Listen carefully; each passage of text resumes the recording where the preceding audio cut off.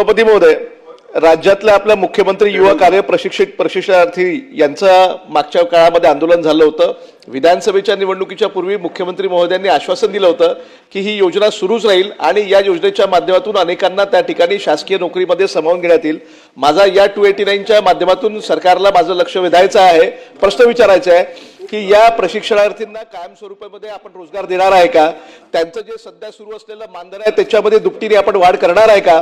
या उच्च शिक्षित प्रशिक्षणार्थींना अंशकालीन प्रमाणपत्र आपण देणार आहे का आणि त्यांच्याकरता 10% जागा आपण आरक्षित ठेवणार आहे का?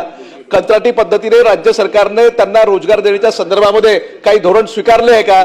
आणि पाचवा शेवटचा प्रश्न आहे की प्रशिक्षित युवक युवतींचे प्रशिक्षण कालावधीमधले वय आपण गृहीत धरणार आहे का? हा माझा प्रश्न आहे। गुरुवार दिनांक 12 मार्च 2026 रोजीच्या कामकाजात महाराष्ट्र विधान परिषद नियम 260 अन्वये विरोधी पक्षाच्या चर्चेला सुरुवात झाली। अनेक सदस्यांनी चर्चा केली।